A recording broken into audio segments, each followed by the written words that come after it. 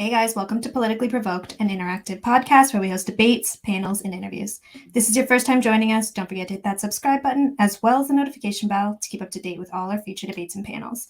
We are primarily on YouTube, but you can find us on Facebook, Twitter, Twitch, Discord, BitChute, TikTok, and Instagram. All the information is in the banner below. We also have a link tree you can find in the description, or you can just search Politically Provoked and we should pop right up. We are a neutral ground where people from across the political spectrum can either duke it out in a debate or just have a casual discussion in one of our panels. Either way, we try to represent both left and right-wing views on every episode. So I'm your host, Brittany. This is my co-host, Todd. How are you? Doing great, Britt. How are you tonight? Doing good. All right, so we got an earlier debate for you guys. It's our second abortion debate this week, and that was completely on accident, but the right week to do it.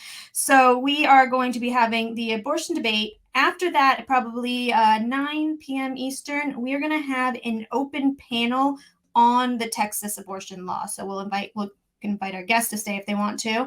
And if you guys want to come and join and talk about all this stuff going on in Texas, you can too. All right, so let's bring on our guests. First up, let's bring back Zen Shapiro. How are you? Hey, good. Thank you for having me on. Yeah, so you want to introduce yourself, tell people where you lie on the political spectrum and where people can find you. Yeah, Zen Shapiro. I am a far-right paleoconservative, sprinkled with some fascism for the nationalist and authoritarian aspects. You can find me on Twitter. Just search up Zen Shapiro. Also on Discord. Still haven't decided if I'm doing a YouTube channel yet, but I might. Yeah, pro-life based, red-pilled, Chad-pilled. And, and to everyone complaining about all the abortion debates, there's never a bad time to talk about defending unborn, innocent human beings. So cry more. Sorry, getting started. All right. So next up, let's bring, for the first time debating for us, is Devin Reviews. How are you? Hi, thanks for having me on. Yeah, I'm doing well. Just eager to get into it early. Hey Zen. Hey, what's up, man? Bud? So you want to introduce yourself, tell people where you lie on the political spectrum and where people can find you. Yep. So I would broadly say I'm just a progressive.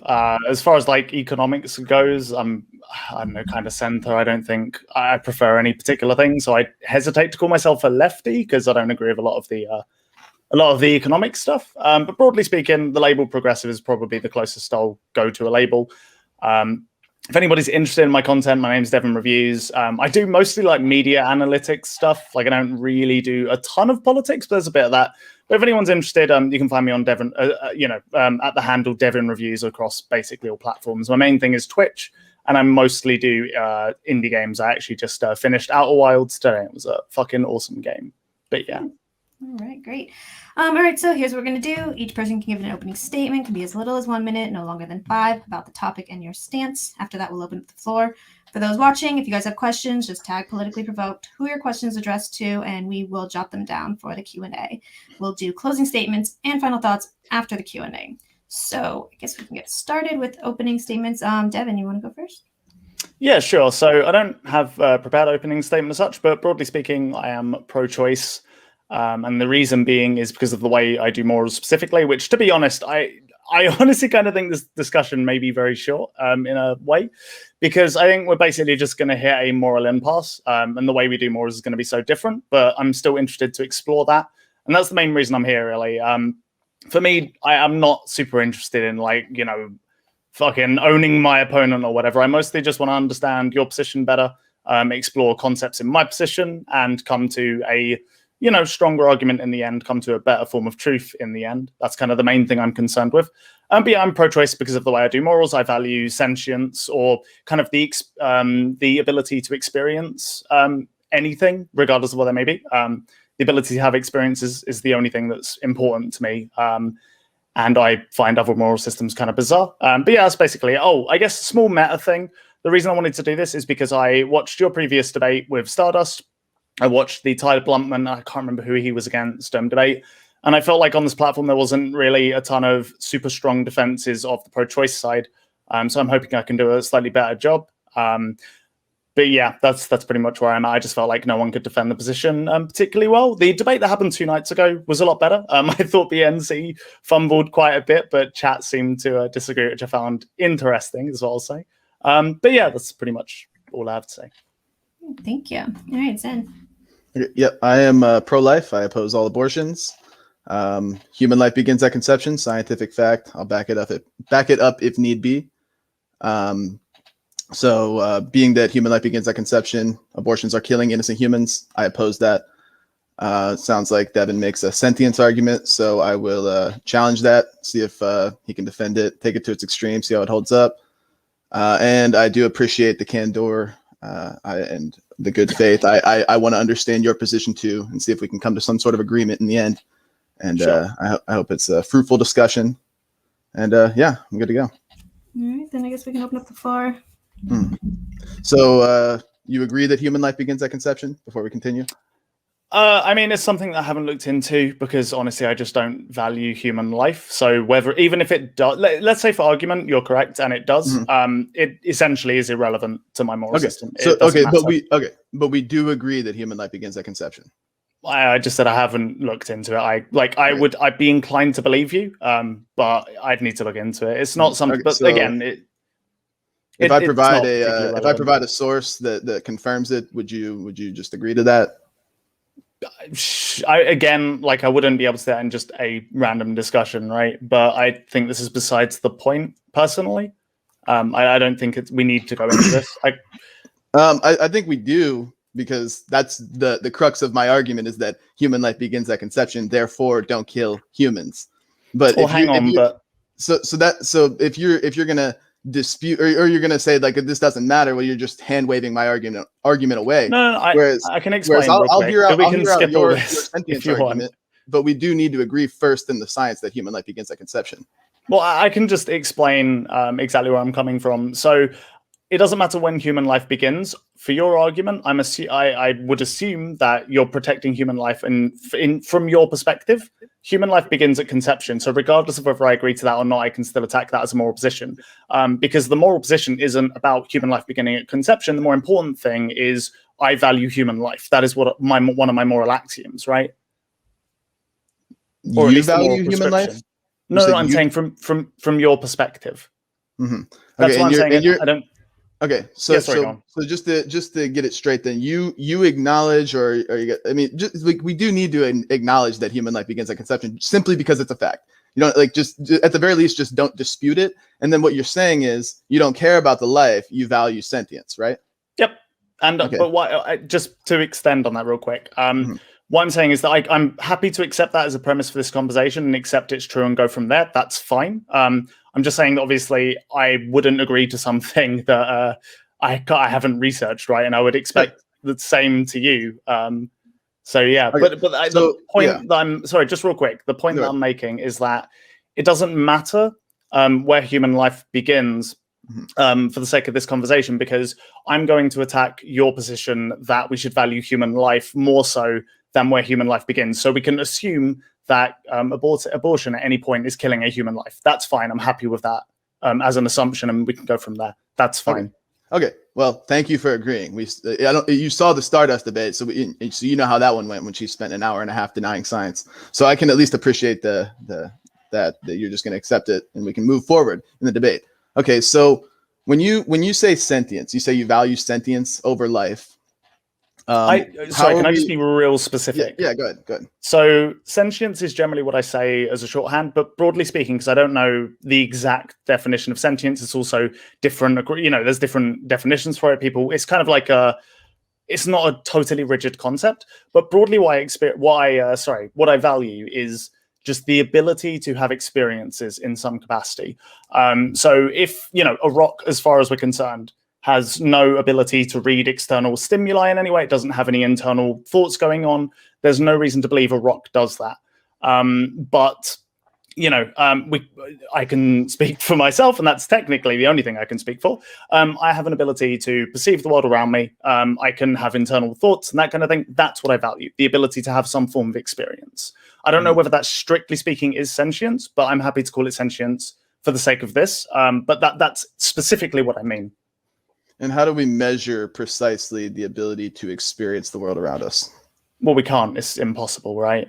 We have to make assumptions and go from there. So I technically can't ever prove that you have experiences. There's a concept in philosophy called philosophical zombies, and that's precisely what that is. You can assume, if you want, that nobody around you is actually exists in the same way you do. No one around you is conscious. No one's sentient. They're all just like AI, essentially. The only thing you can know for sure is that you are a thinking being. So I would say that we can never prove that in anything, but we can reasonably assume it. So you're a human, you have the same brain as me, more or less. So we can assume it makes sense to assume that we have similar experiences. And I would obviously go further than that. As a vegan, I would extend that to animals, for example. So that's what I would say. So then if you don't know, it sounds like you don't even know how we can determine what sentience is or what the experience is for others other than yourself. So how could you possibly determine what it is for a fetus in the womb? And in turn, where would you draw the line on abortion? So basically, as I've said, although I can never know, and I would say no one can ever know, there is no way to scientifically determine this. We can only make reasonable assumptions based on similar brain structure, nervous systems, and things like that, right? So I would say that generally speaking, as far as I've looked into it, as far as I've read on the topic, I would say that it seems like fetuses or, basically unborn babies gain some form of what I'm talking about around I don't know, so I think the 18-week mark, something like that, roughly. And the reason we believe that is because that's when the kind of, as far as I'm aware, that's when the brain begins to form. And that's why we assume that, basically, as far as I'm aware. So you said they gain what you're talking about, but if we don't know what you're talking about, how could anybody know what you're saying? I'm just not following your argument. You said around 18 weeks they gain what I'm talking about. Okay, what are you talking about? The ability to have experiences. But you can't verify whether they're having experiences or not. You said this. Somebody who's outside the womb. You said I look like I'm a human. I look like I've got a human brain, but you can't verify it for sure because I'm not you. The only way you could know for sure that I'm sentient the only way you could know for sure that I'm sentient is if you were me. So that's the only way you know you are sentient, but you can't know that anything else is sentient. Yeah, of course. So, yeah. I'm shorthanding sentient like you were too. So. Go ahead. Yeah, no, of course, that's fine.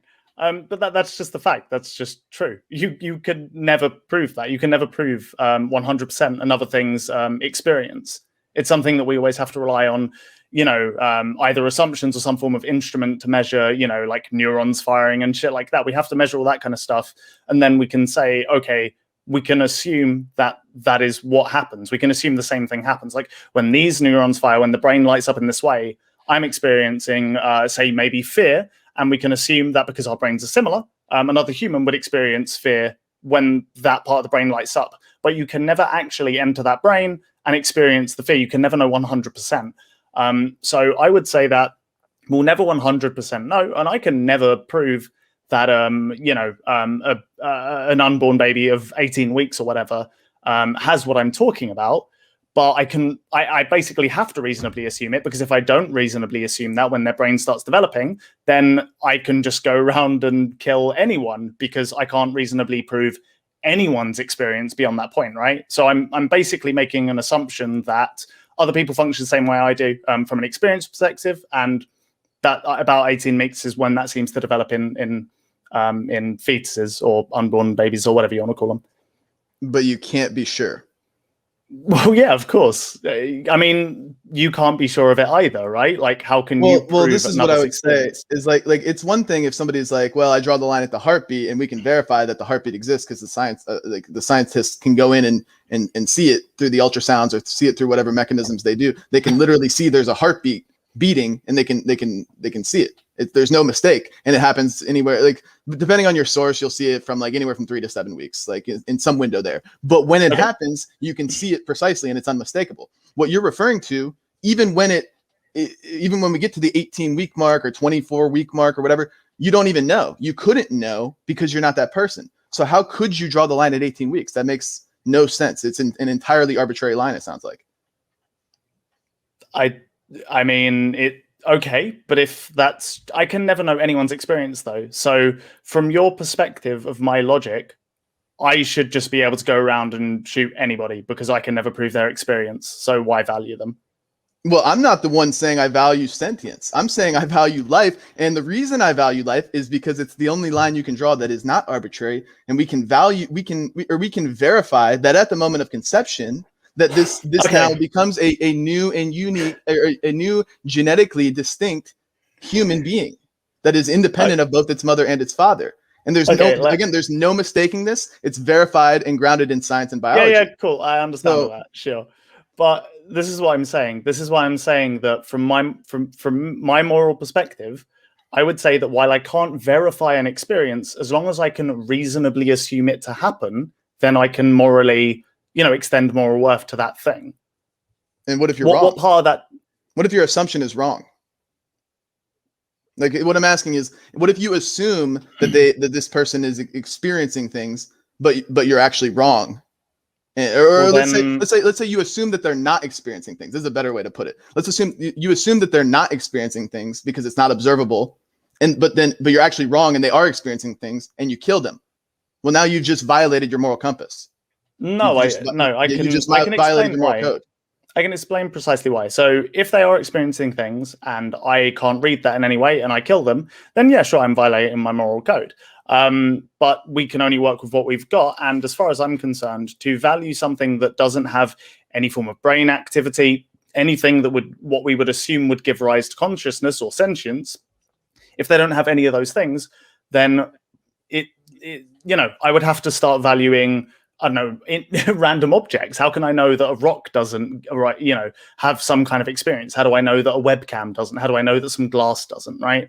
Like, sounds like a dilemma with your own position. Sounds like no, it's a self-contradictory, or it's almost self-defeating, because you could never know anything. Whereas the position I'm taking is that life beginning at conception is grounded and verified by science and biology, by a plethora of reputable sources. And I shared one in the private chat. I could share a bunch more if you need. But the difference between your position and mine is you can call life arbitrary all you want, but at the very least, it's verifiable. It's confirmed by science that this is when life begins, human life. Your position is not grounded in anything. It's grounded in just, I think I'm making an assumption, but I could be wrong. I mean, that's not how you ground an argument. No, every argument is grounded in assumptions. Like literally every argument. No, everyone's. It's impossible to have 100%. So, okay. Are you aware of like the philosophical term or position, the ultimate skeptic? Are you aware of that as a concept? Yes. Yeah. So that is just like, essentially, if you want to look at the world like that, that is correct. So I don't see how, like, every argument has this problem if you run it back far enough. Every argument has to make assumptions at some point. We all accept there is this thing called a priori knowledge, right? We all accept that we have to just believe our senses, because what else could we do, right? If we all were to say, okay, fuck it, we're throwing out literally everything, we can't trust our senses because there's no way to prove that experience whatsoever. We could all just be brains in a vat. We could all just be, fucking crazy people in an asylum or whatever. It doesn't matter. You have to make assumptions at some level. So to attack my argument by just saying that, well, you're making assumptions, so how can you ever know anything, is a ridiculous argument, because everybody's argument falls back to that level of absurdity at some point. Well, I'm not making any assumptions. I'm deferring to the science. Yes, you are. No, I'm deferring to the science. Okay, how can you read? Okay, I can. Right. Yeah, how are you reading that science? What do you mean? How am I reading it? I'm reading it from the sources that are presented. How do you mean? How do you read? Just explain to me how you read something. I'm curious. Oh, with your eyes and with your brain. Okay, how do you know how to trust your eyes? Oh, so this is the thing. At some point, yes, you do. You have to place faith in an absolute regulating force of the universe that maintains things to be what they always have been and what they will continue to be. But the ultimate I understand the ultimate skeptic is just gonna be like, how do I know that? How do I know that? How do I know that? How do I know that? Yeah, at some point you do have to place faith that your eyes are not deceiving you, and that there is an absolute regulating force. Oh shit! I just spilled something. Fuck. It's like a can of Coke, just yeet it over the keyboard or something. Hang on. If you need a sec, it's fine. Yeah, I do. Yeah. That's cool. I'll just have a little sip of this water. And I put a poll in chat for you guys to answer, so do that. Should I answer it? Sure. Cool. All right. Why not? Might as well. Give you the engagement. Let's see here. Yeah, and for those of you guys who are just arriving, we will be having, and if you guys are more than welcome to stay as well, an open panel to talk about the Texas abortion law. So we'll be having pop-ons and talk about that. Hoping that you guys maybe address it too, because I think that is. Can I actually, while I'm here, can I just quickly address something in chat? Mm-hmm. I can make the argument 2 + 2 = 4 without using assumptions. No, that's actually not true. You still have to assume that you can trust your the sense data being read in by your senses. You still have to assume that. Who are we talking to in the chat? Can we pull up a comment? That's a really funny comment by Tyler as well, because we haven't even gotten to the consciousness argument. Plus, that's not the one I'm using. So Okay, I'm back. Sorry. Welcome Sorry for the yeah, mishap. no worries, no worries. Okay, so anyway, like back to like trusting your senses, trusting your eyes and whatnot. Like, yeah, at some point we need to actually not be the ultimate skeptic. We do need to just accept that our eyes may not be deceiving us, and that what we're observing is real and true. Sure. But what I would ask you is, what do you need to be observing as far as the sentience and the experience for you to verify that that it's no longer okay to kill a human being or a living being? Sorry. So because I know you're vegan, so you don't just yeah. Go ahead. So as far as I'm concerned, there's stuff like behavioral stuff that we can observe in animals and reasonably assume, okay, well, this is feeling fear, this is feeling pain, blah, blah, blah, blah. But there's also parts of the brain that light up. We can assume our brain structure is similar enough to animals to arise basically similar properties in terms of consciousness, sentience, whatever. I think it's reasonable to say that, I believe in evolution. Don't know if you're a Christian or where you stand on that, but either way, as I believe we evolved from animals, it's reasonable to assume that nothing so unique happened to our brains that I couldn't extend our brain state to the brain state of an animal. So yeah. But what do you need to be observing in the brain state or in the state of this being period for you to say, okay, no longer okay to kill? Like what precisely is the cutoff? Like you go down the line, like, okay, this is present, this is present, this is present. All right, and at this point, now it's no longer okay to kill. Like, what boxes need to be checked is what I'm asking. Like for just to give you like an example, like for me, the only box that needs to be checked is human life. That's it, human and living. That's it. And then for you, for the sake of this argument, but now for you, what boxes need to be checked? As I said, I would package it as sentience essentially. But like, how do you determine that? Because I can tell you precisely what life is. It's when scientifically it's defined as containing cells, containing DNA or some sort of genetic traits, having a metabolic process of burning in energy, maintaining a homeostasis, growing in some capacity, reproducing either sexually or asexually, and adapting and responding to stimuli. So if all those boxes are checked and it contains human DNA that is genetically distinct, then that's where I draw the line. That's where I'm drawing the line for this argument. Now, what boxes need to be checked for you?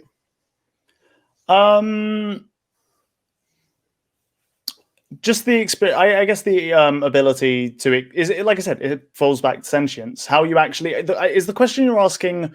What is my moral, like what I've extend morality to, or are you asking how I actually measure sentience? Is that what you're asking? Yeah. We can get it. I'm happy to get into the morality of it after. But first, I want to know, what is sentience?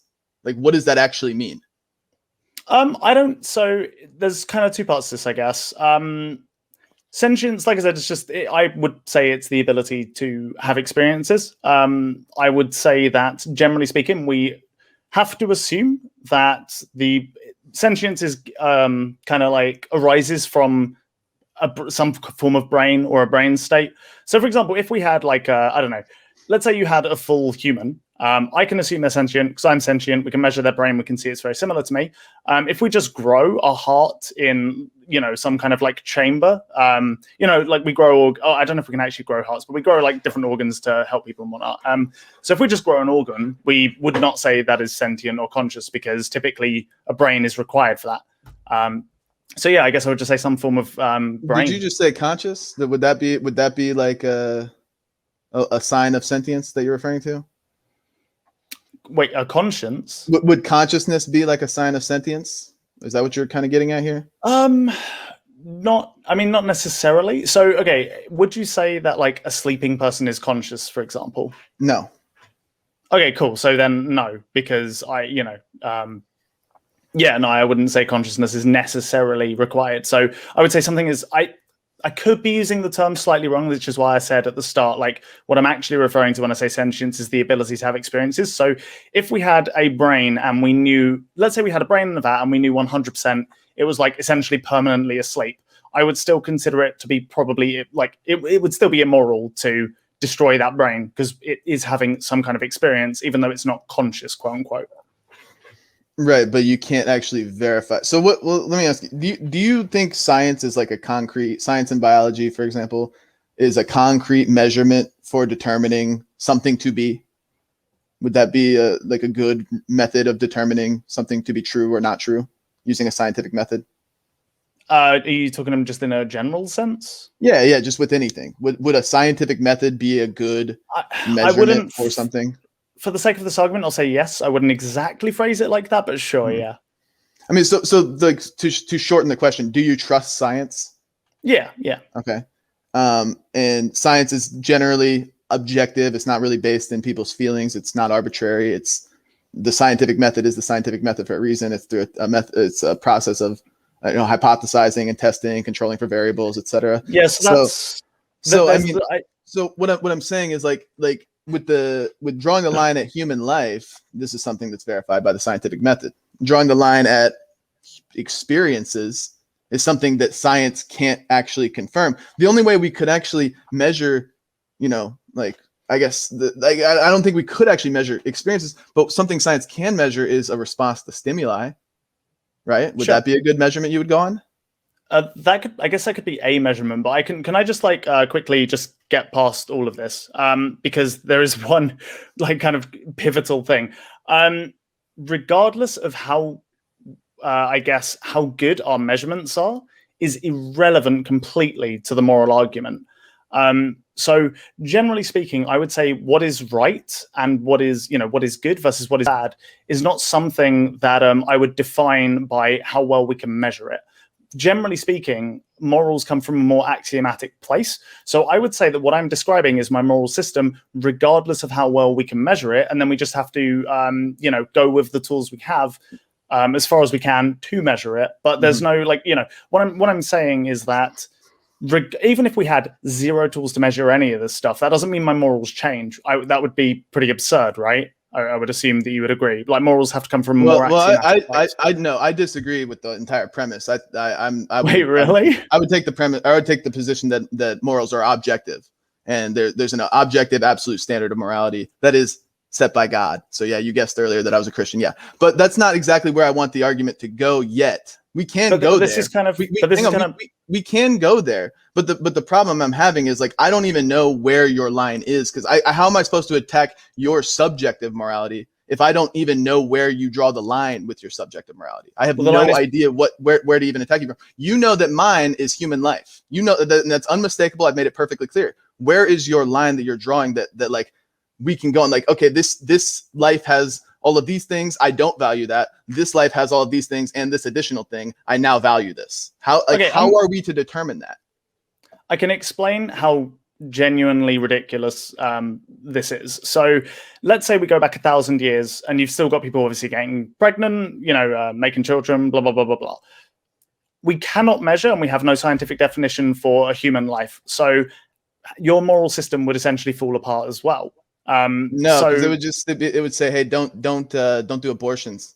Just don't. I believe that I don't want to just sit here and argue. But this is my point. This is an absurd attack because you're basically the limitations of the instruments we have right now are no determiner of morals. If we go back far enough in time, I agree.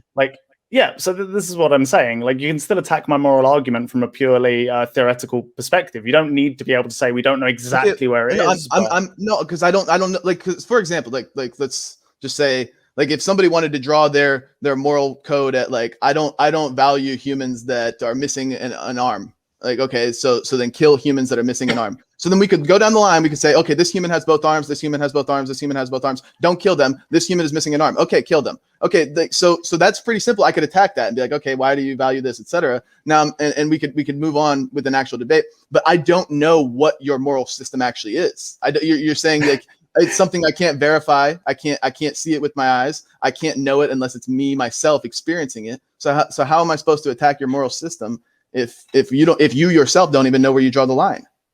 Okay, so you're a moral objectivist, right? Correct. So let's say that the entire human population was blind and let's say like a lot dumber than we are. So like we couldn't really measure everything. We couldn't, we had no way to know when human life starts. We don't even have a concept for that. Would your moral system still exist? Would you still believe your moral system is correct? Well, the moral system is set by God, and God is the eternal supreme. So the answer is absolute. Yes, right? Well, yes. So So this is kind of the attack. Absolute. So this is kind of the attack you're making. You can still say that moral system is correct, even if we have no way to measure it. I could say to that, well, we have no way to measure human life, so how am I supposed to attack your moral position? This is absurd. Well, the debate wouldn't exist. The debate wouldn't exist because I would imagine back at that time when we didn't have science and the technology to determine what life is, we also didn't have the technology to perform abortions. So now that we do, and now that we're doing it, now is the time to have the debate. And if you have taken the position that this technology exists, I accept this technology up until this point, but you haven't told me what the point is. Okay, so how am I supposed to know? Because we've got the technology for me to establish precisely that human life begins at conception, and that's where I've drawn my line. And now we've got the technology to do abortions we can examine whatever we need to for you to draw your line, but you still don't know when that is. So we can just add to the hypothetical. We can just add to the hypothetical. We didn't need the whole tirade, okay? We could have just said that, okay, let's say hypothetically in this world where that is humanity, we still know how to do abortions. One of the, the males just kick the women in the stomach because they have some instinctual understanding of, oh, I'm pregnant. I'm sure animals probably do. So we could just say, okay, when they don't want it, we could just get a male to kick them in the stomach really hard, and that's functionally an abortion. So the discussion would still be there. We can just run the hypothetical to whatever point you want, and then my point still stands. How would you would have the same problem attacking your argument as you're having attacking mine? Because we're trying to think about some sort of practical application for the argument as opposed to the theory behind it, which is the important part ultimately. Well, does that make sense? What I've just said? Yeah. Well, the good thing about this argument is that we don't have to worry about not having the technology because we do. So if we do have the technology and you're choosing to accept that the technology is useful up to a point, the technology to abort babies, if you're saying that is useful up to a point, well, you got to be able to tell me what that is. Otherwise, you have no actual argument. It's all arbitrary. There's no way for me to understand it. I have disclosed mine. I really don't want to humor the hypothetical of like 1,000 years past when we didn't like. I don't think that's a useful hypothetical because it's not going to get us anywhere. What are you talking about? It's literally a one-to-one to what we have now. Because it's a cop out. It's a cop out for you because you can't actually define where your line is. Why does that matter? Because it's what your argument hinges upon. If your argument hinges upon sentience and the ability to experience things, well, you got to know how to define that. You got to know how you draw that line. Otherwise, you can't make that argument. Go back 1,000 years. We didn't know when human life started. Would we just throw out your moral system completely because we have no way to measure when human life is? Exactly. That's the point I'm making. That's what I'm saying. What is the point? What do you mean that's your point? I don't understand what your point is when saying that. Well, no offense, but are you okay? Okay, hang on. This is really funny. You're saying that right now, my moral argument doesn't make sense because we don't know when sentience occurs. Yes, is that correct? Well, yeah, but also, I think I understand your confusion.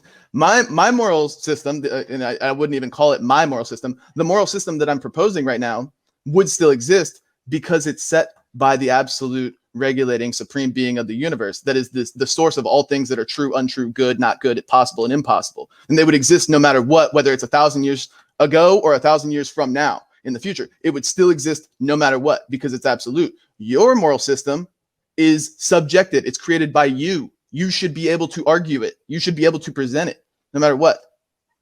You know, as long as you exist, you should be able to actually present where you draw the line. You recognize how that doesn't make sense, right? 'Cause you can be a moral objectivist without being, without getting your morals from God or something, right? No. Yeah. No. Okay, well, how about we just go to this? Wait, hang on. I'm curious. What does objectivity mean? What does it mean to be? What does it mean for something to be objective? Well, I was just about to ask you that. It doesn't matter what it means for something to be objective. What does it mean? What does moral objectivism mean? That's what I'm curious about. It means that morals are absolute. The standard is set by God. No, that's not true. That's absolutely not what moral objectivism is. How about this? To keep it secular, to keep a secular definition, it means that morals are everything is either good or bad. There is no in between, and it doesn't. And they're not subject to somebody's opinion. It is what it is. So, for example, I hope you would agree. Actually, I doubt you do. I actually, being that you're a moral subjectivist, you can't.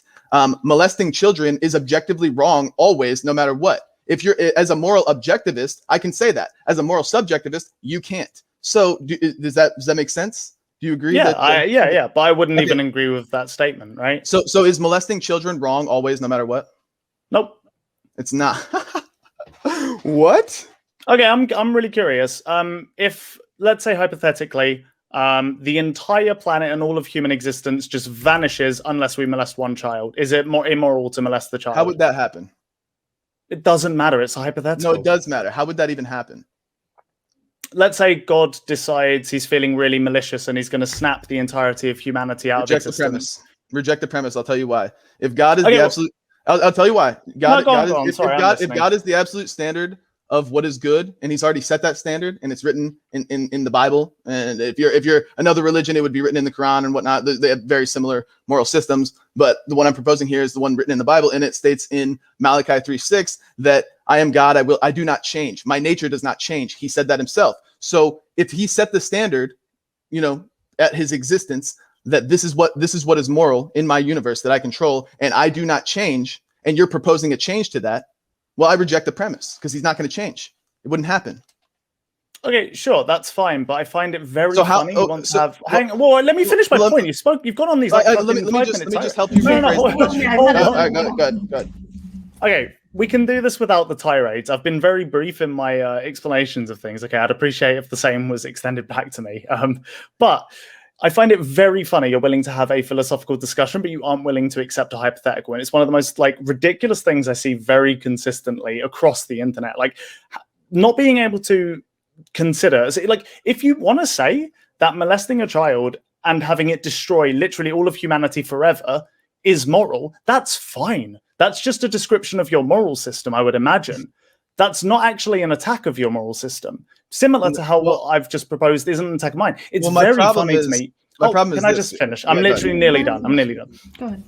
I find it very funny that you can't entertain a single hypothetical and you just throw it out immediately when you want to have these. I'll tell you. I'll entertain the hypothetical if you can provide me with a scenario where the planet will be eviscerated, the human race will cease to exist and go extinct. Okay, sure. If it's not God doing it, because God isn't going to. Okay, cool. Yeah, he's never going to come down to earth and say, "Hey, Devin reviews molest this child or I kill everybody." He's not going. That's just not going to happen. So tell me how I can do it, my guy. You don't need to keep talking. All right.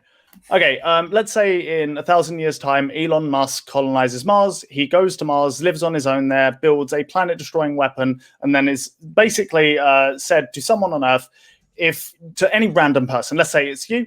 Actually, let's not say it's you. Let's move it to someone else, because then you can use moral disgust. No, do me. Okay. Well, let's say Elon Musk is going to blow up the entire planet with a rocket. There's no way to stop him. There's no technology that can do it.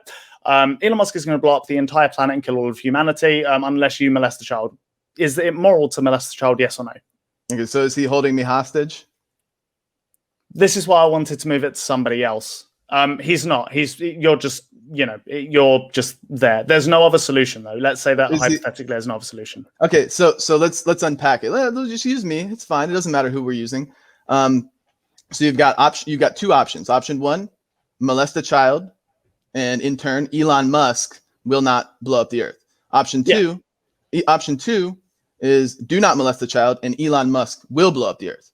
So let's just reverse those. Let's address option two first. Let's say I choose not to molest the child. All right. At this very point, at this very moment, by not molesting a child, have I committed an immoral act? Wait, if you choose option 2. Context aside, at the moment of choosing not to molest a child, and whatever the consequence of that is irrelevant for this very moment. At this very moment, have I committed an immoral act? No. Okay, and then as a result, Elon Musk takes his rocket and blows up the Earth. Yep. So Elon Musk blew up the Earth, not me. Did I commit an immoral act? Yes. What was my action? What was my immoral action? Your action was not molesting the child. Not molesting was immoral, even though you just agreed that wasn't immoral. It wasn't immoral because the consequences hadn't come to fruition, but that's the only thing that matters. Oh, wait. It's not immoral because consequences I can don't explain matter. this real quick. No, consequences do not matter for whether an act is moral or immoral.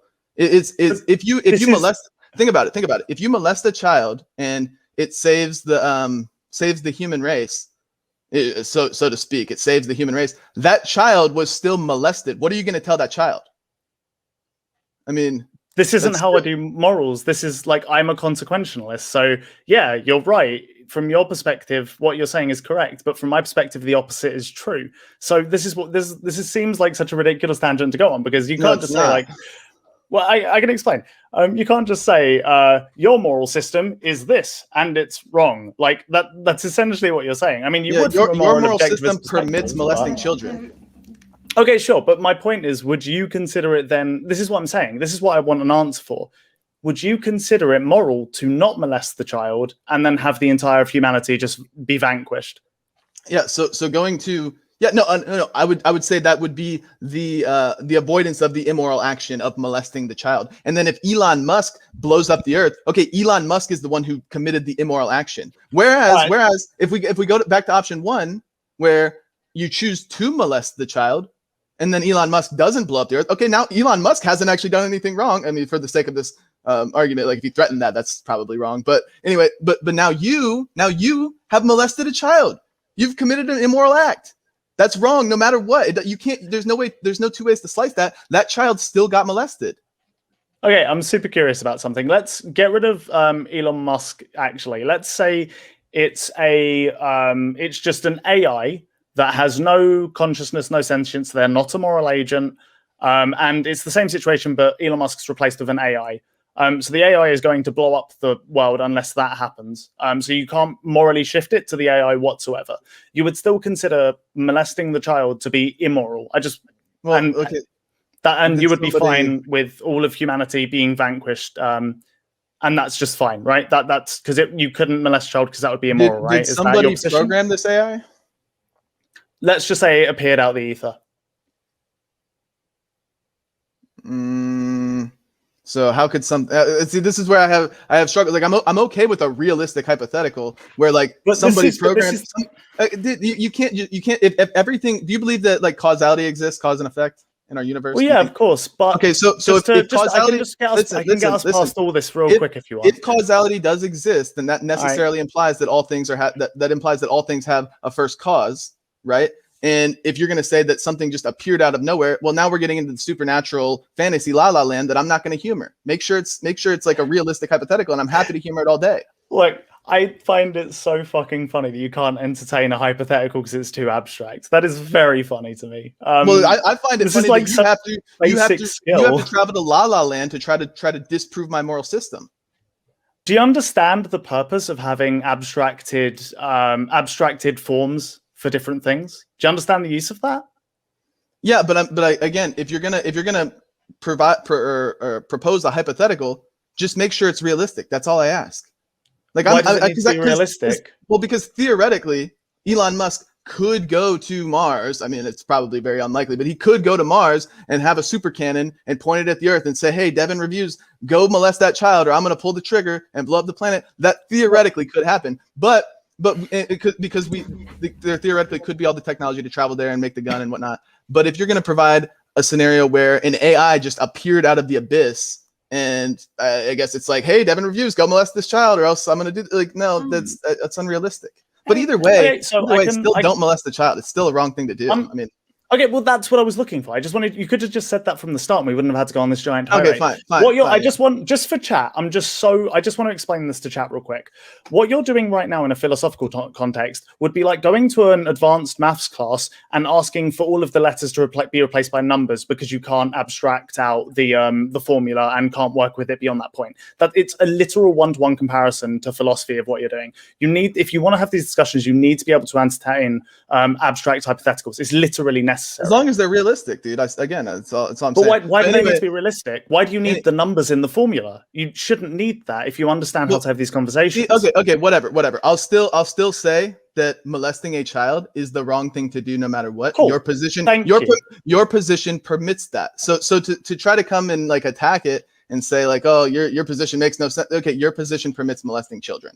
And I can't remember exactly how we got into just real quick. Let me ask you I don't know. Is it immoral? Is it immoral to molest a child?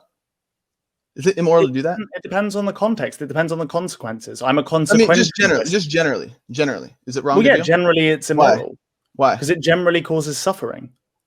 Okay, and what does that matter to you? If you value sentience, what does that matter?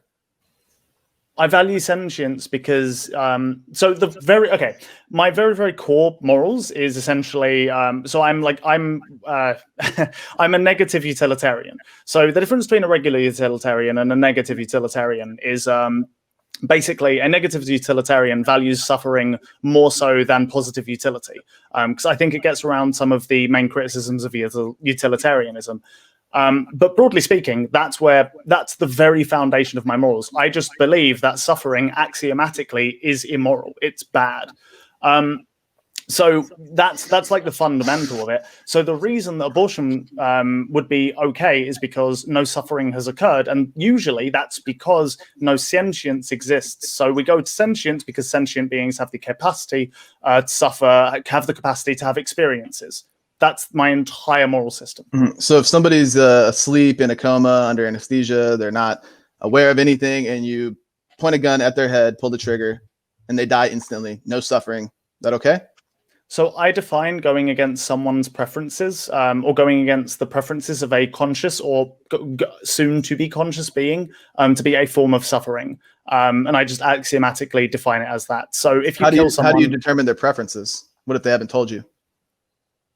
I think we can reasonably assume that most people want to live by the fact that they don't kill themselves. So yeah, I think it's very reasonable to assume that. Because they haven't killed themselves, they have a preference for life. Right, but if it's just going on assumptions, you can't actually verify it. So how could you verify that that's the wrong thing to do with your moral system? I could go around and ask literally every human on the planet, "Do you want to live?" But I imagine the vast majority of the answers would be yes. So I'm happy to just assume that.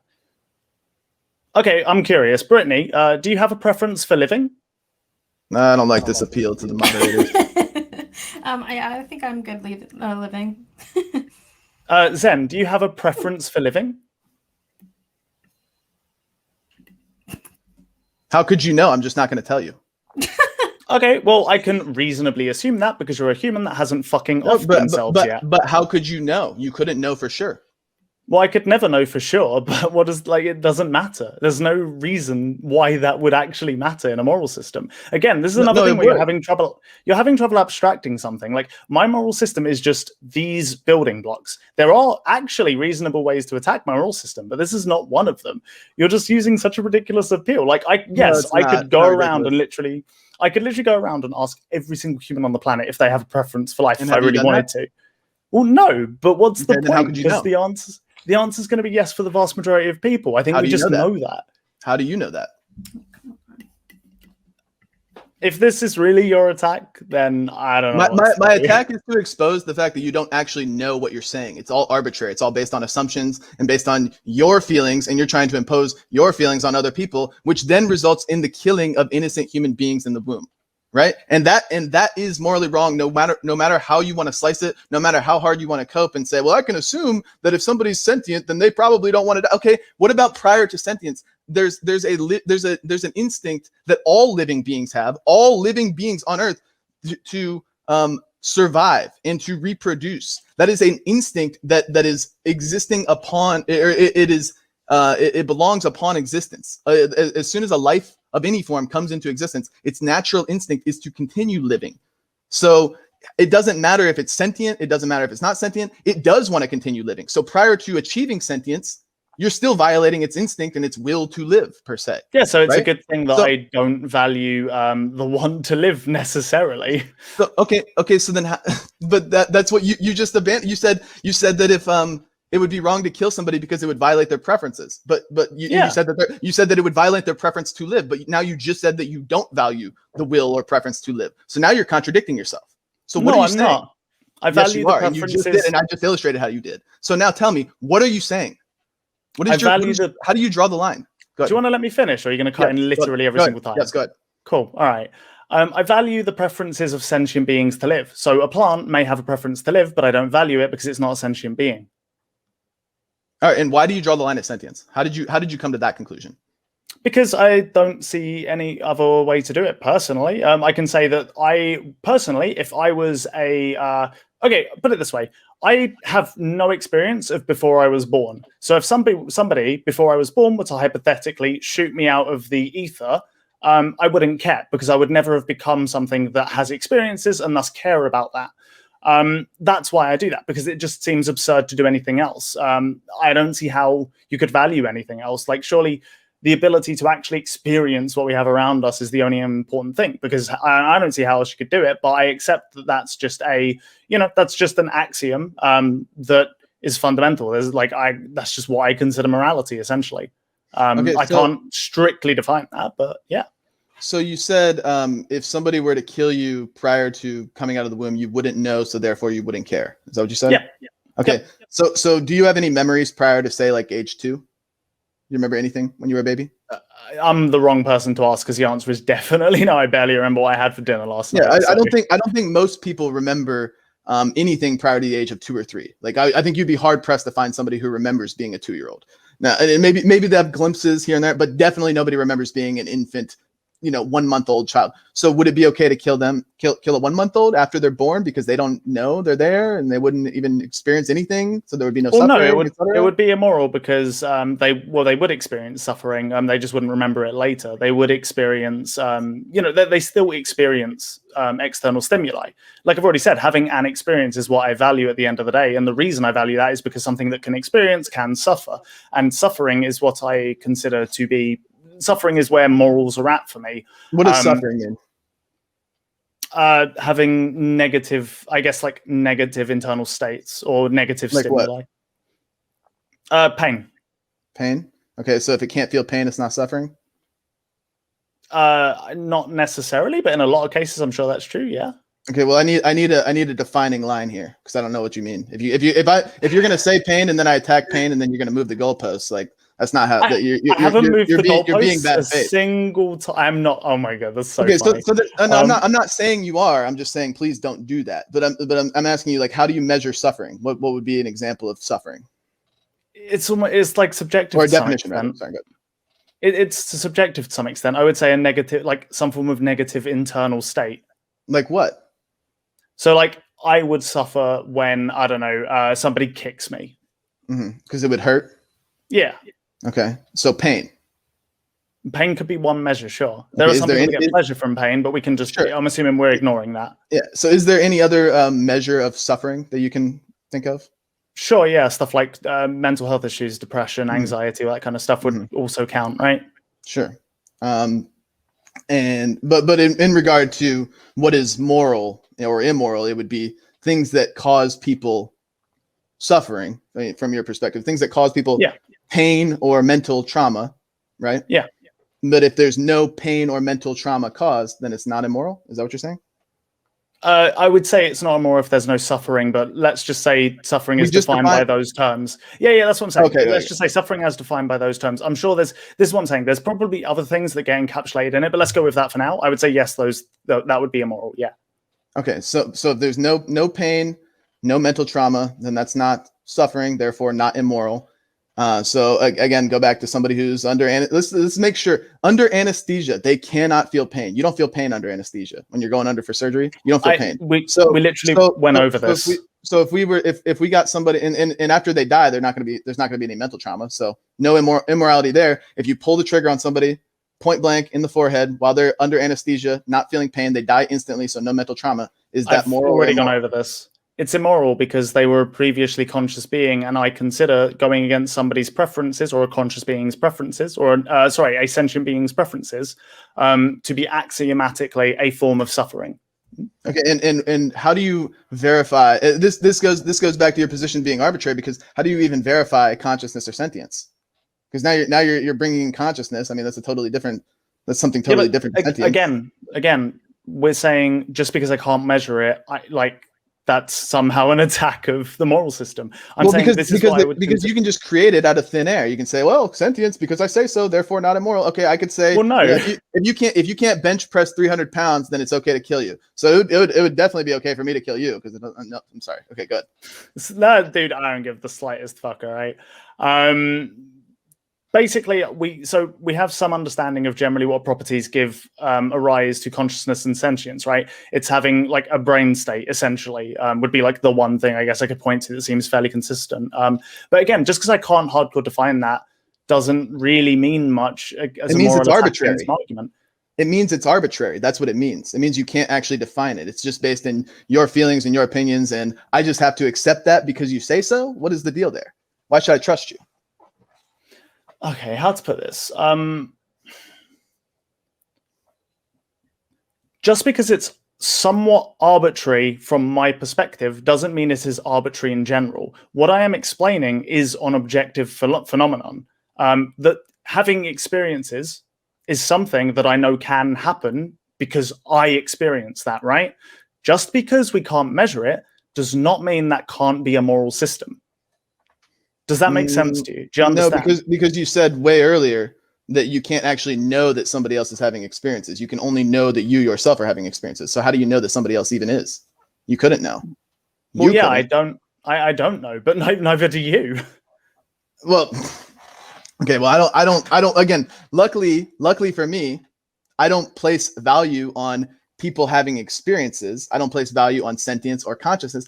I draw the line at the moment of conception, and I don't base that on my feelings or my beliefs or my assumptions that I can't verify. I defer to the science. That is unsuperable. Why do you value conception? Because that's when life begins. That's when human life begins. Okay, why do you value life? Why do we value life? Yeah. Okay. Well, I mean, are you saying like in comparison to sentience, or I'm asking you personally, why do you morally value life? Well, because life holds the intrinsic value and potential to do all other things, such as acquire sentience. Okay, sure, but why do you value that? Well, because why do we care? Why do we care? What do you mean? Why do we care? Why do you care about life? Why is that your moral axiom? Why is that what you go back to for morality? I'm just curious. Well, because that's what I've been given as a human. I am alive. I am a life, and without my life, I'm nothing, and without your life, you're nothing. So, in order to achieve all of the things that we do in life, in this universe, in order to achieve consciousness, in order to achieve sentience, in order to give off emotions, in order to love someone, in order to laugh and cry and do all good things, you must first be alive. Life is the necessary precursor. Okay, right? And so to end somebody's life is to end all of their experiences, to end all of their emotions, to end all of their relationships, to end everything, right? So okay, cool. So would you value someone who is, say, like 95% brain dead? I mean, as a human life, well, would I acknowledge the human life?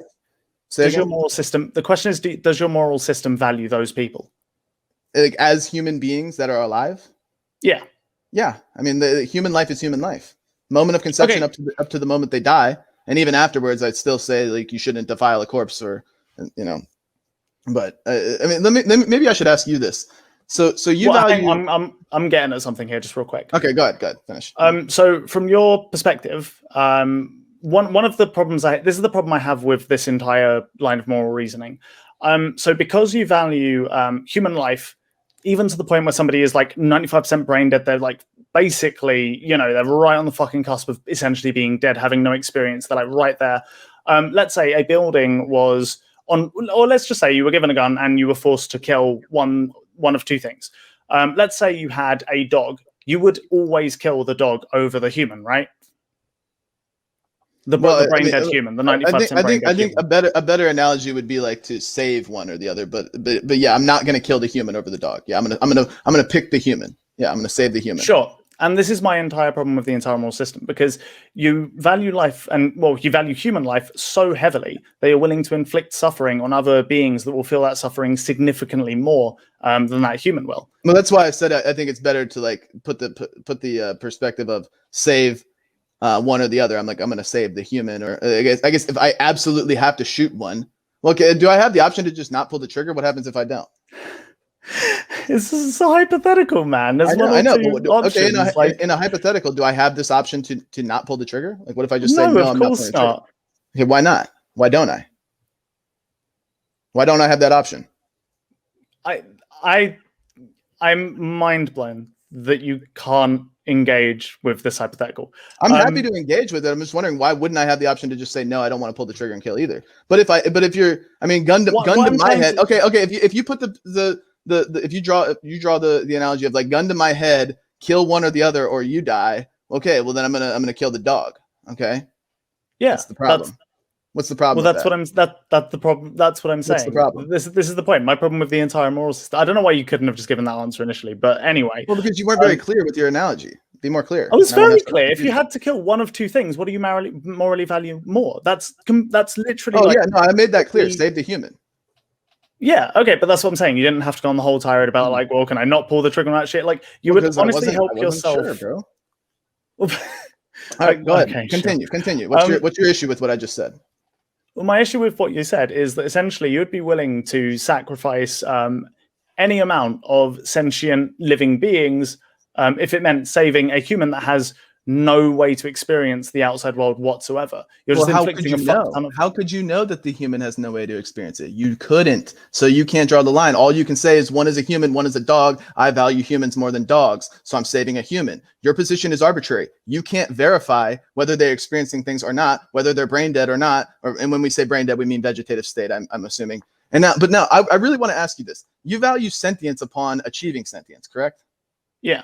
And then you stop valuing. You cease moral consideration once sentience ceases, right? Once sentience ends. Okay, so like for example, if somebody died, there would no longer be moral consideration placed on that body. Yeah, 100%. So necrophilia is not immoral.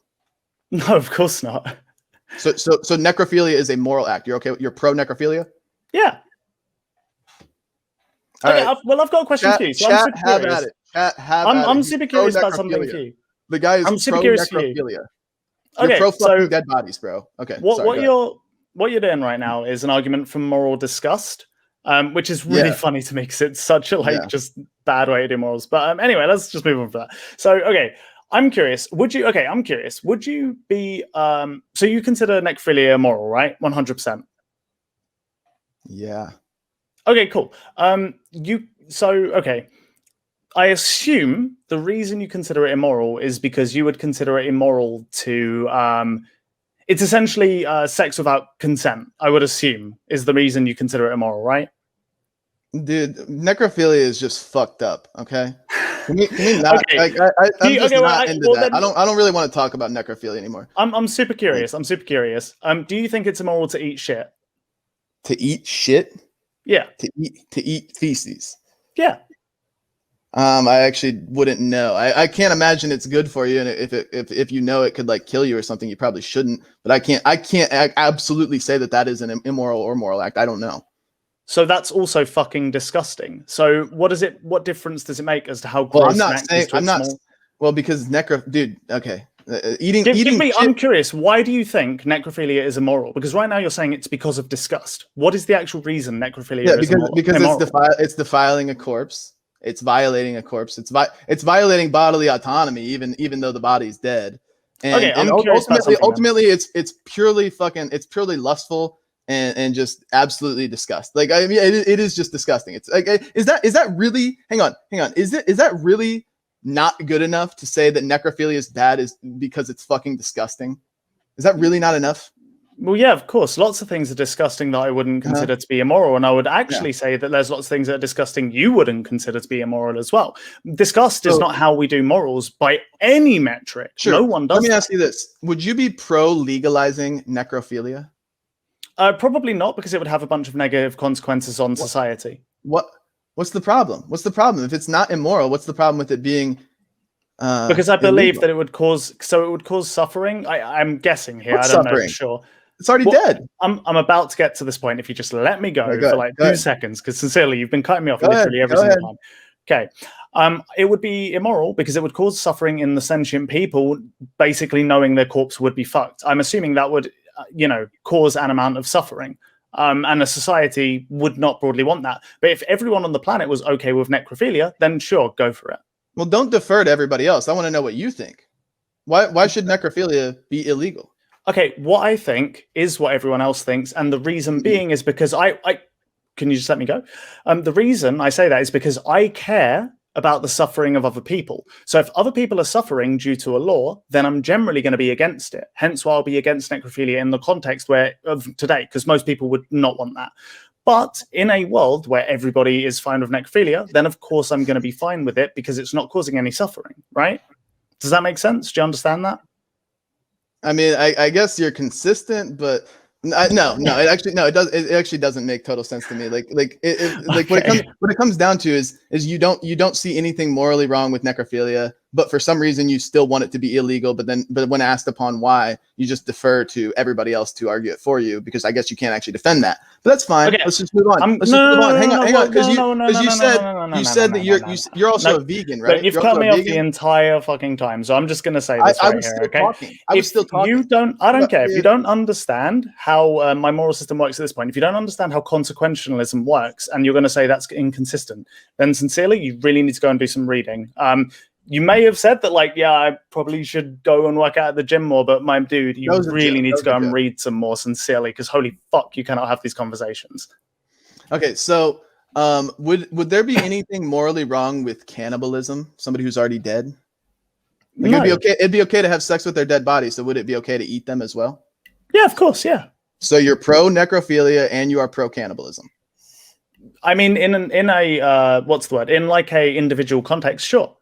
But you would be okay with that too. If a plane crashes and you have a bunch of people that have to resort to cannibalism to survive, would you consider it immoral to become cannibals? Honestly, I'm not cool with necrophilia or cannibalism in any capacity. So I'm curious. So you would say that if a plane crashes in like an icy place and they have to eat the other people that have already died to survive, you would say it's still immoral to eat the other people? Yeah. Is that what you're saying? No necrophilia, no cannibalism. All right, so we're going to be getting to the Q&A, you guys, in a minute, and also, and then we're going to have the panel on the Texas abortion law, and you guys are both welcome to stay for that if you want. But I don't know, wrap up whatever you guys were saying, then we're just going to get to the Q&A because. Do you want to do like closing statements, or do we want to? No, that'll be after the Q&A. Oh, okay, yeah, I got you. Yeah, I mean, go. I'll just jump into it. Well, let me just answer him so that, like, because I understand your question. In any scenario, you can present to me any scenario you want. I'm saying no cannibalism, no necrophilia, no pedophilia, no rape, no murder, no none of it. No anything bad. Anything that you deem to be morally bad. Generally, I deem that to be morally bad always. Okay, so any scenario you present, I'm going to say no. This seems to be like, I mean, we've had a few of these abortion debates, and it seems to be the exact same theme that happens in every single one, where it's all these like hypotheticals on how far we can push the other person's moral line and what they're willing to accept. Like, I mean, that's just been in every single one. And chat gets all mad about it, but that's I don't know. That's where these debates go every single time. I think the constant happens to be that the pro-choice side is willing to bite much more severe bullets, like permitting pedophilia, permitting necrophilia, permitting cannibalism. I mean, can we before we get to the Q&A, can I ask you this? Devin, if cannibalism is okay, then why are you a vegan? Okay, so I tell you what, I'm gonna blow your fucking mind. Are you ready? I'm okay with eating animals in certain contexts. I'm not a vegan because I think it is immoral blanketly to eat an animal. I'm okay with people eating roadkill, for example. Like, I'm never gonna say any action is blanketly wrong, and I can't believe you don't know what a consequential is, because I'm not even giving you my moral system. I'm giving you just a straight, like, this is what consequentialism is. I didn't think we'd get stuck debating literally the foundations of the two most common thoughts in philosophy. This is so funny to me. Like, that is just what consequentialism is. You don't believe any individual act is wrong blanketly. It's never going to happen. Any consequentialist will tell you the same thing. And I understand what consequentialism is, and what I did to combat it was just get you to admit to a bunch of fucked up shit and let the audience. Well, yeah, but you would be happy to let the entire human race be tortured, and I wouldn't be happy about that. No, well, you'd be okay. You'd think it morally permissible to have the entire human race tortured for eternity as long as we don't molest one child. That's your position. So these are just such pointless attacks, because they aren't even attacks. They're just descriptions of a moral system. If you say, okay, you're happy to do X to reduce suffering, that's crazy. That's not. It's just a description of a moral system. It's hilarious you think that's an attack. It's no more an attack than me saying, the dog example from earlier. It's no more an attack than me saying, wow, really? You would never think it's okay to rape somebody, even if it had all these positive consequences because you're a deontologist? That's crazy. Like, I know that coming into the discussion. It's so comically obvious. Like, I can't believe we actually got so I think it's just good for the audience to see like what the logical conclusion and extreme of the consequentialist pro-choice position actually is. I'm so glad that you care so much about optics, but funnily enough, I'm not here, like I said at the very start of my opening statement. Let me finish, right? I said at the very start, I'm not here for an optics discussion. I only care about exploring the moral truth of the statements and exploring the morality, and kind of like, I was hoping we'd get into other places like legality, because I think that's actually a much more interesting place to go. But we got so hung up on this basic shit that you really should know. And it's mind-blowing. Well, I think into the legality in the panel portion. Yeah, but I mean, even from your perspective, I don't think you're in any position to argue legality, because you need to be very precise when it comes to legality. Like, okay, this, like, when X occurs, then Y. But if you don't know what X is, then how can you say Y? I'm gonna PM you with the Wikipedia article for a hypothetical to spook you, because you seriously cannot grasp it whatsoever. It's really funny. All right, so from Nathan, said, Devin, have you read Kant's Critique of Pure Reason? If so, why do you believe that reason should be an unlimited moral legislator in the world? I haven't read it, but I'd be interested to read into it if it's an interesting concept. I mean, Kant has a lot of interesting writings, so yeah, I probably should. But I haven't read it, so I can't comment. From P1, consequentialism is dumb. Devin, what I learned about consequentialism is it is disgusting and has no real moral value. Okay. Cool story, bro. Some of the other super chats that I jotted down earlier.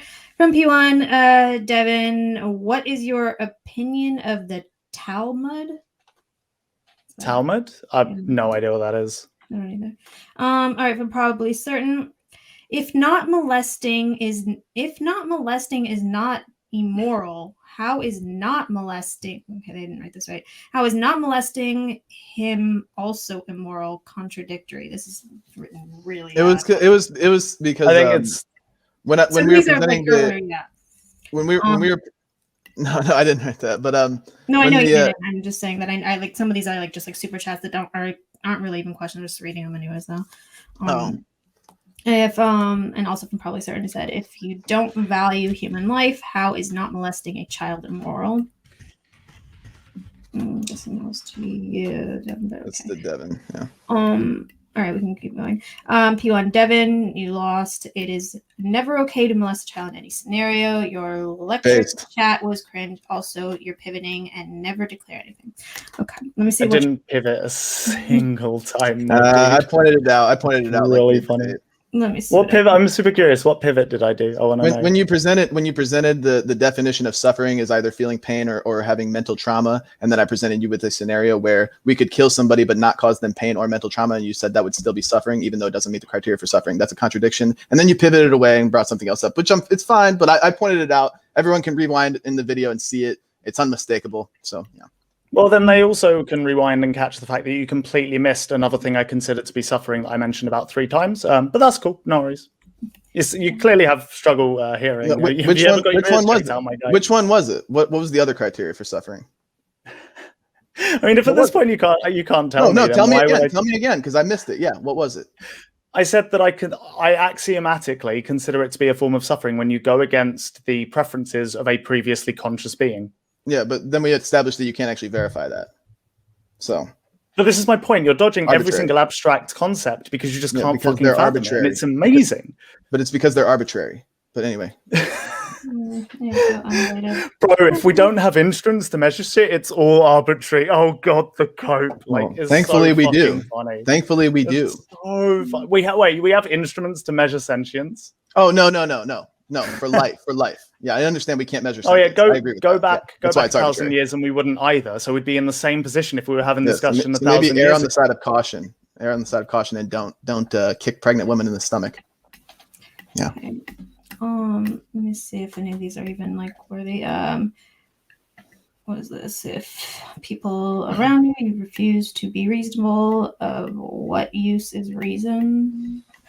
Okay. Well, is that a question to anyone? I don't know. Maybe I can provoked. I see things that are tag politically provoked, and that's the stuff that I'm.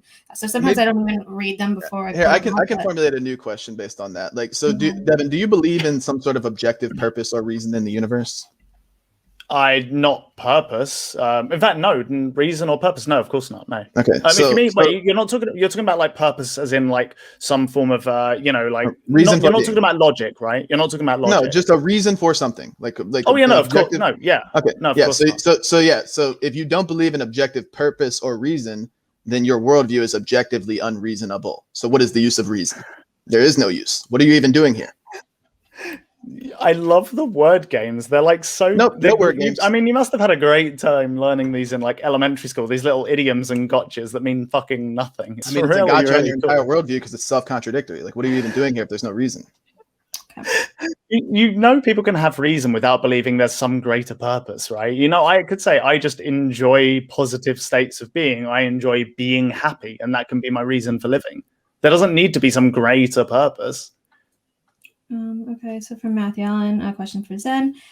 If it is wrong to kill in any circumstance, would it be wrong to kill a terror bomber who is about to kill thousands of people? So I think it's a very similar analogy to what Devin was presenting earlier. It's just kind of replacing the variables.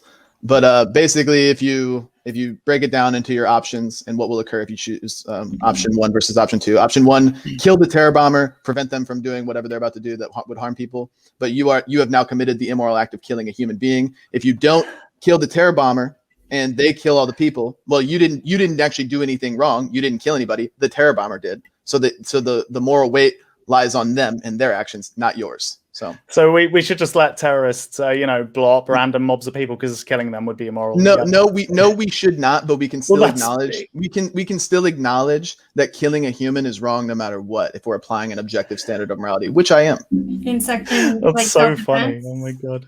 I mean, like all the only rebuttals have been just like laughter. I don't understand this. Like, what about like the stand your ground laws?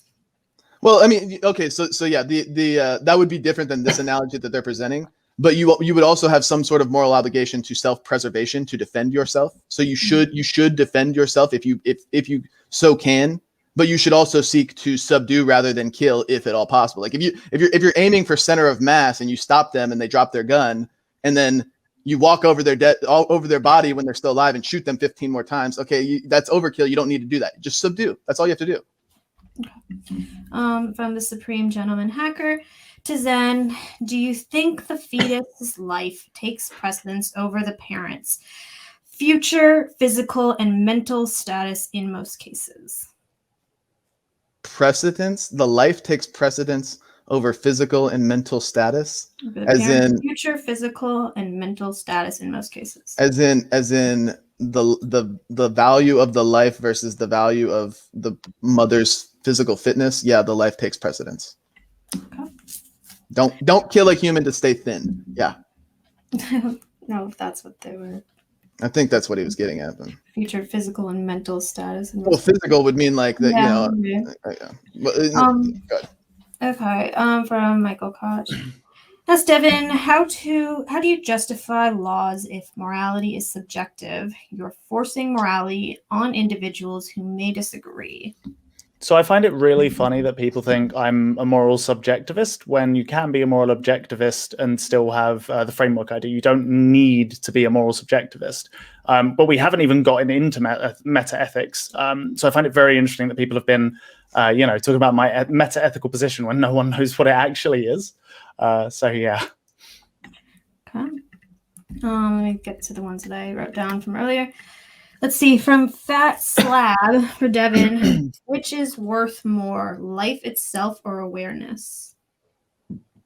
I'm assuming it depends on how you define awareness, but probably awareness. I don't value life inherently. Otherwise, I'd have to value plants and, like brain dead people and all kinds of shit like that, that I don't think it's reasonable to give more consideration to. Yeah. Wouldn't life be a necessary precursor to awareness, though? But why does that matter for morality? Well, I'm asking you, like wouldn't just logically speaking, isn't life a necessary precursor to awareness? Could a human being be aware without being alive? Without first being alive. A human being couldn't be, no. Okay, so nothing we're aware of could be, no. Wouldn't it logically follow that that life takes precedence over awareness because it's a necessary precursor? That if you take the life away, you also take the awareness, but you could theoretically take the awareness but not the life. Okay, sperm is a necessary precursor to human life, but we don't morally value sperm. Right, because maybe you do. I don't. well, sperm is just like the same genetic code of the father that it resides within, and it can that same genetic sequence can continue to be reproduced from the father. But when sperm fertilizes an egg, that is where a new genetically distinct human organism is created, and that can no longer be created. That's where we draw the line and say, okay, don't kill this one because this one can't be reproduced. This one can't be recreated. This one is a new and unique individuated organism. So that's that's why it's different from sperm. Okay, sure, but sperm is still a precursor, which is the argument you were making. You weren't talking about anything to do with, like, what we value essentially. Right, but the sperm could exist absent of a new life, but consciousness or awareness cannot exist absent of a life prior. Yeah, okay, sure, but that doesn't mean we should value life or awareness. It doesn't make sense to say that because one is required for the next, we should value X or Y. It doesn't really matter. That's not how most people, I think, do morality. Right, but the other thing is, like, when the sperm and the egg meet and fertilize, that's an ontological change occurs, and now it's a new process, a new DNA cycle, a new DNA sequence. Whereas the sperm is the same DNA, it's the same ontological process that existed at the father's conception. So it's a change in ontology. That's why it's different. Whereas awareness and life would be in the same ontological process. Tyler Durden says, "Is it ethical to eat dead people?" I feel like you guys probably answer this. Yep. No, the answer is no. Don't eat dead people. It might taste really good though. Oh God. Nugget Man says, Devin, why can I be paid for my sperm if it's not valuable? Life is valuable. People will pay thousands for adoption in virtue. Wow, I don't know how to respond to that. My entire moral position has been BTFO'd. There's a huge difference between what we consider valuable in a monetary sense and a moral sense. So we may consider sperm to be valuable because there's a market demand for it, but I wouldn't consider it to be morally worth anything. Those are two different statements. Okay. From Andrew B. The vast majority of people suffer physically ill. Knowing that a woman is hiring someone to kill her fetus, would it be moral to stop the abortionist from killing? Devin. Yeah, if we could reasonably assume, well, not even reasonably assume, if we had some kind of like a machine that could calculate that, the amount of negative utility caused from making everybody aware that a abortion is about to happen, and it outweighs the negative utility of the mother not getting the abortion, then yeah, it would be immoral. But I don't believe that's the case across the board. So, okay. And to the people that I've given the link to, if you guys want to start heading over, you can. Okay. From Tyler Durden. Is it ethical to harvest aborted babies for their organs? No. I don't understand the question. They talking about like stem cell research, some shit like. I don't know. I guess maybe aborted babies. I mean, like if you have an aborted baby and it has a perfectly working heart and there's no way to bring the baby back to life, then yeah, it's fine. If assuming you can, assuming you can save someone with it or whatever, then yeah, and yeah, sure. All right, this will be the last question. Then you guys can do closing statements, and then we will bring on people. And you guys, again, you guys can stick around. To Devin, how do you justify morality without a god or gods? It's your opinion if there is not a god. What? Yeah, so I would just suggest Okay, So I would just suggest you do some reading into morality and how people construct morality. You don't need to believe in a god to have some kind of moral framework. In fact, most people don't. Of course, you don't have to have a moral framework. And if you don't believe in God, then that's probably the only way you could be, like, say, a nihilist from a moral perspective. But yeah, I mean, this question is just, you just haven't read anything. So I don't know, just go read about ethics. Are you a nihilist? I'm ontologically, yes. Morally, no. I don't know what the hell that means. Is your worldview nihilist? Yeah, so basically I don't believe there is any meaning to anything. I don't believe in a great power of any kind. I believe that when I'm dead, I'll just be rotting in the ground and my brain state will cease to exist. So then, but that doesn't. Why are you here debating? Because I enjoy it. I mean, but why? Why do you enjoy it? What does that matter? Because it's fun for me, and I want to put myself in. What does it matter? What does fun matter to you? If nothing matters. Okay, we're gonna do closing statements now. This is actually it's important to trace it back. It's important to trace it back. If you're an absolute nihilist and nothing matters and there's no purpose for anything, then you have no justification to even be here. You have no justification to be even living. It makes no sense. Like, what are you even doing? No, actually, do you want to know what the funny thing is? I find it very funny that you want to ascribe all these things to me, but I find it quite funny that you can't see how somebody might want to keep living or might want to enjoy their life if they have no greater purpose for it. That's really funny and a little bit sad. Well, I think, you know what the answer is? I think it's intellectual dishonesty. Oh, wow. Rolling out all the boogeymen this debate, eh? This guy is bad faith. He's intellectually dishonest. No. I'm saying somebody who claims to be a nihilist but doesn't kill themselves is just intellectually dishonest. Okay. We're moving on. All right, so we're gonna do closing statements. Zen, you want to go first? Everything he was saying was arbitrary. He pulled a couple Mott and Bailey's, bait and switched, moved the goalpost a few times, but it couldn't actually define any of his terms, such as sentience or experiencing. He admitted it himself that he doesn't actually know. Ultimately got pushed to the point of admitting pure nihilism, pro-necrophilia, pro-cannibalism, pro-pedophilia in certain circumstances. And I think that's all you really need to know. Also, he's pro-killing innocent humans, and he can't even tell you why. All right. You want to go now, Devin?